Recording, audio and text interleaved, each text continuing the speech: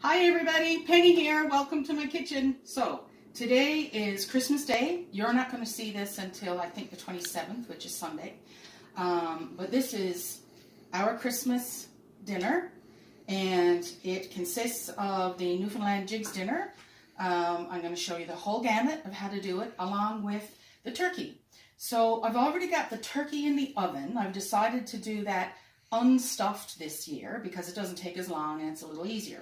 But normally we would make dressing or stuffing, and I'm going to show you the traditional Newfoundland stuffing. But before we do that, I want to explain, and Barry's going to insert a picture in the video of this trivet.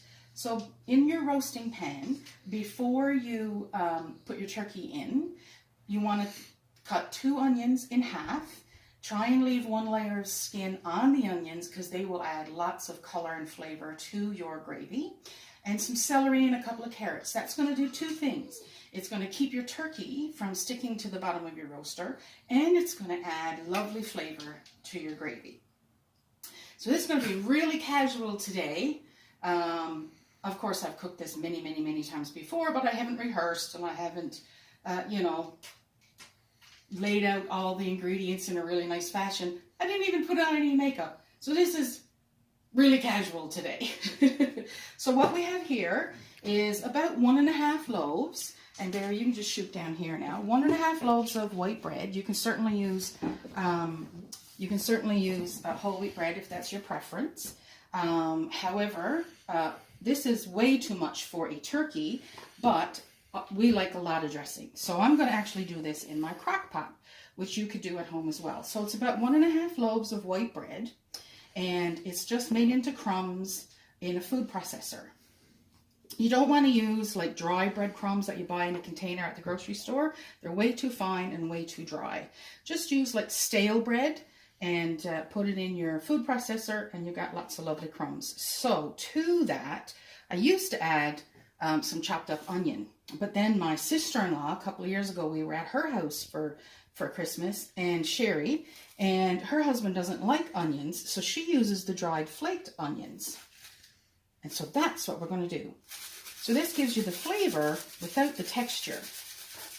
Okay, so we're probably going to end up doing this a couple of times, simply because there's a lot here in this bowl. This is savory. So here in Ontario, a lot of people tend to use sage in their dressings or stuffings. But in Newfoundland, and I think it originally came from England, we use savory, and some people call it summer savory. So you don't want enough to make it green, because if you put too much in, it will give you heartburn. But you want enough that it's going to flavor. Then we're going to add a little bit of salt and a little bit of pepper. Then we're going to add 2 packages of oxo, chicken oxo. If I was cooking a roast, I would use beef oxo, but of course, because we're cooking the turkey, I'm using chicken oxo. And about 1 cup of butter, because it's Christmas and because we have a lot of bread here. Normally I wouldn't add that much butter, but it's Christmas. So here we go. And we mix it all up. And when this cooks, it's going to be about half this amount, because it's going to soak up lots of liquid and get really nice and moist. I may add some more chicken stock, or actually turkey broth, from the roasting pan as it cooks. And I'm going to put this in my crock pot on high for just a couple hours, or if you were doing it earlier in the day, you could put it on low for 4 to 6 hours. Now, that's not quite enough onion for me, so I'm going to add some more, but this is really to taste, and it's not enough savory for me, so I'm going to add a little bit more of that as well. Okay. See how you can see the savory in there, but it's not all green. It's not green everywhere. If it was green everywhere and you had a green tint to your bread, you got too much savory and you'll end up with heartburn. Okay, that's it. That's the dressing. So I'm going to throw that in the crock pot, and then I'm going to come back and I'm going to show you how to start your Jigg's dinner. which is the traditional Newfoundland Christmas dinner, amongst other things. But we'll talk about that shortly. Okay, back again. So this is my Jigg's dinner pot. This happens to be a Perderno pot, and it has an extremely thick, well, I can't show you because I got the burner on, but it has a very, very thick bottom. That's quite important when you go to cook your Jigg's dinner, because if you have a thin bottomed pot, some of your vegetables may burn on the bottom, which has happened to me in the past. So if this is something that you plan on cooking, and you want a really nice big soup pot, stock pot, corn boil pot, this is the type of pot to go with. So Jigg's dinner can also be referred to as cooked dinner, Sunday dinner, Christmas dinner, or a boil up. So Jigg's dinner itself is, if you were invited to a boil up, which often happened when I was growing up if we were camping, it would be just Jigg's dinner. And Jigg's dinner consists of the salt meat, the peas pudding, and the vegetables, which we'll get to in a minute. There's no roast, there's no chicken, there's no gravy, it's just what's in the pot. So that's a boil up or a true Jigg's dinner. Sunday dinner, you would have that along with maybe a chicken or a pork roast or a beef roast, and a bit of gravy. That would be Sunday dinner. Now, in my grandmother's generation, that was every Sunday, and it was lunchtime, because in Newfoundland, dinner traditionally is lunchtime. We don't typically call it lunch, and supper is supper time. So my generation tends to eat it at supper time, but if this was my grandmother's kitchen, you might be eating it around 12:30, 1 o'clock, right after church. We actually had a minister, if I remember correctly, his name was Reverend Chalk. And he would actually start cooking this before church. Church started at 11. He'd put the potatoes in, the last step, and he would turn off the heat. So it would finish cooking while he was at church, and when they got home, it was ready. So I thought that was pretty cool. So let's get started. This is a bag of yellow split peas. The brand name is North Star. I have not been able to find that in a Ontario grocery store. But from time to time, we'll go into Cambridge to a store called Stoyles, which everyone calls the Newfie store. And it's owned by a gentleman by the name of Dick Stoyles and his children. And Mr. Stoyles actually grew up with Barry's father on Bell Island, and he knew Barry's mom and so on and so forth. So that's pretty cool. And they carry these North Star yellow split peas. Oddly enough, they're shipped from Mississauga. Can't explain it. So these are the split peas that we use for peas pudding. Now, not every family cooks peas pudding. My mom never ever cooked peas pudding. Barry's family cooks peas pudding. And friends of ours, they used to cook peas pudding using the broth from the pot, but on a separate pot on the stove, and you had to stir it constantly. So I do it in a peas pudding bag, which you can get at the Stoyles store, or you can order it from, I think it's called the Down Homer, which is in St. John's, Newfoundland, and it comes with the recipes. So this is the peas pudding bag. It's just like a linen, fairly thick linen cloth. So we're going to put, Barry took my scissors, sorry. We're going to put this whole bag. Now, there's only 4 of us, but we really, really like peas pudding. And I really, really like leftovers. So we're going to put the whole bag in.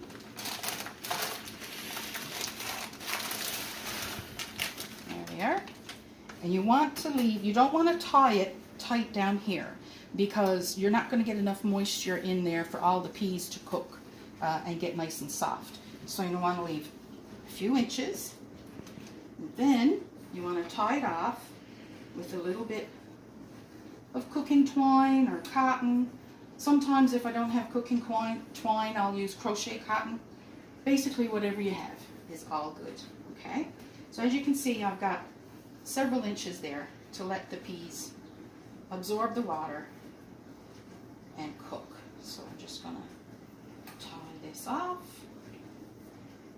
And it doesn't have to be fancy because it's going to be cut off in the end, but it does need to be nice and tight around the bag. Now what I'm going to do, come over here to the pot, Barry.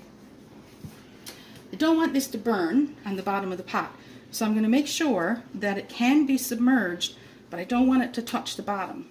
So I'm going to lift it up just a little bit, and I'm going to tie it to my handle. And that way, it will still be able to cook, but we won't have a burnt bag at the end of dinner.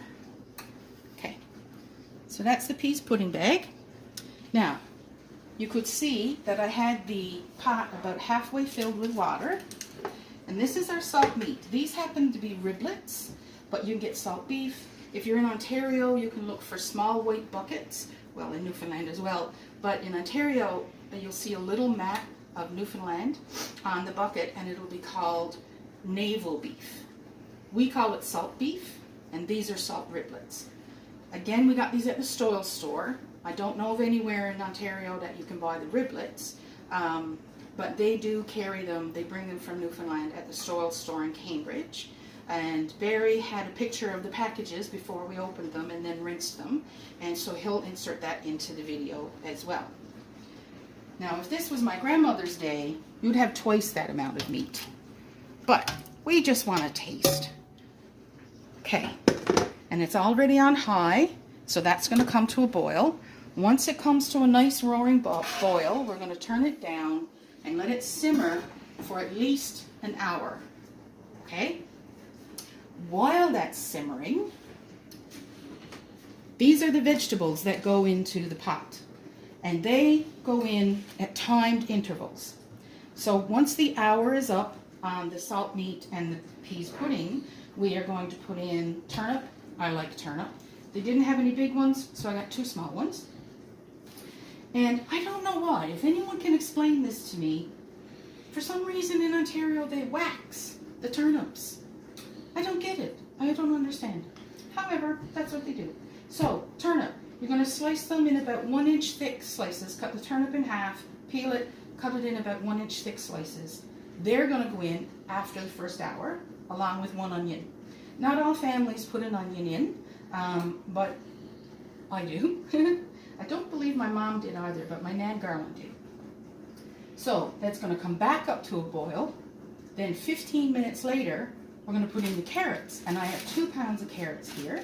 I normally allow at least 2 per person and then throw in 2 or 3 extras because Newfies tend to have a big appetite when it comes to Jigg's dinner. But I also really like the leftovers because we fry them up and make hash out of them. So again, 15 minutes. Then, once that's done, we're going to cut the cabbage in quarters. And it's very important to leave the stalk in.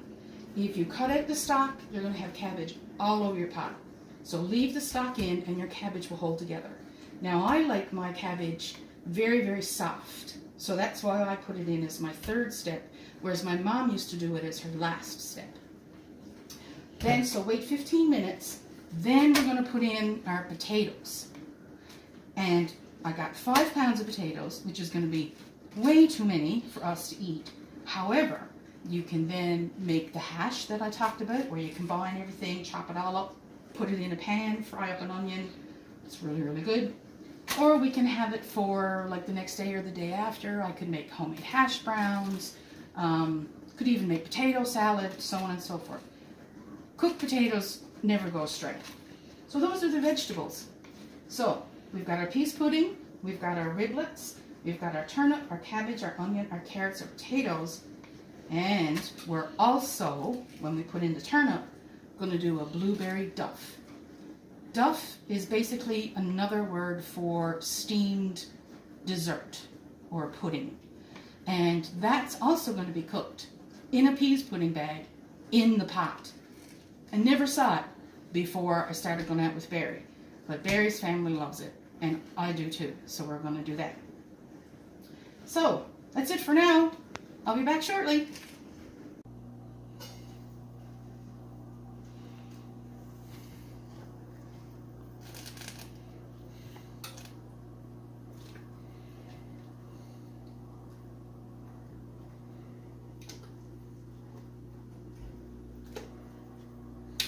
Oops.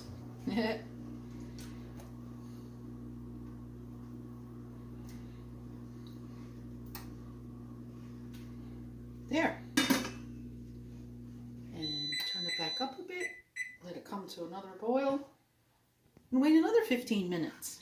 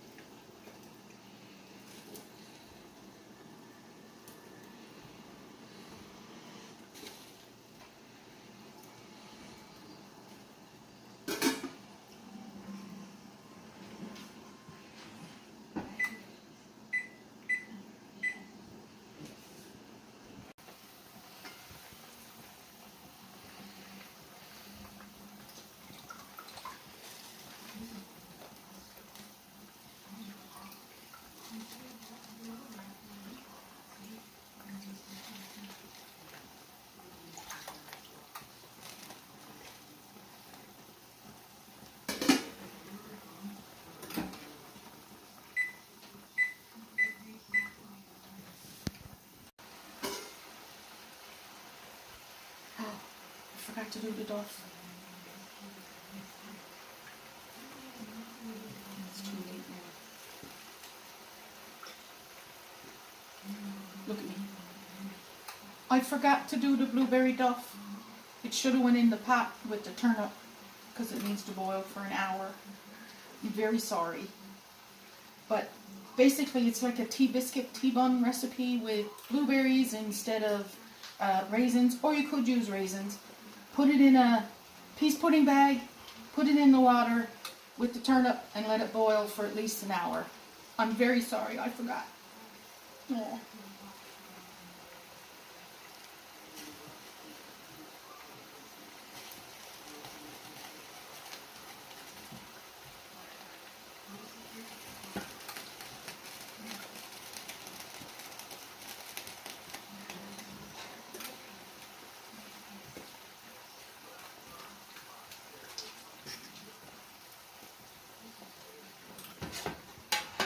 And this is the pan, the turkey is out, and this is the pan with the carrots and the onions and the celery that we used for the trivet. So I'm letting that boil and condense in flavor. It's going to be delicious. So now we're going to turn this up a little bit, bring it back up to a boil, and in about 15 minutes we're going to have what my family did, which is have a cup of liquor, which is the broth from the pot, and it's so good. Barry won't drink it. His family didn't do that tradition, but mine did, and it's awesome. So that's when the potatoes are about halfway done. So in about 15 minutes, we'll be back. Okay, so the potatoes are about halfway done, which means it's time for a cup of liquor. So you just scoop it in. Be careful, it's really hot. A little bit of pepper is the way I like it. You drink it like a cup of soup. Cheers! Okay, now that the potatoes and the pot have come back up to a simmer, I am going to take some water out and put it in with the turkey stock from roasting the turkey so that we can make gravy. And then this will simmer for a little bit. And then we're going to thicken it with some water and flour. Okay, so dinner's ready. So this is the traditional Newfoundland Jigg's dinner, Christmas dinner with turkey and dressing. I'm really sorry about the blueberry duff. I don't usually make it that often, and I totally forgot. I'm very sorry. But here's our carrots. And here's our cabbage. And here's the peas pudding. Oh my word. And here's the salt ribs. Here's the potatoes. Here's the turkey. Can you help me, Caitlin? It's hot.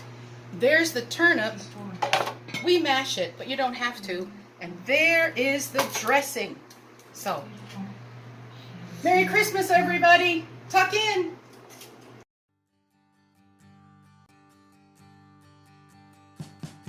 We wish you a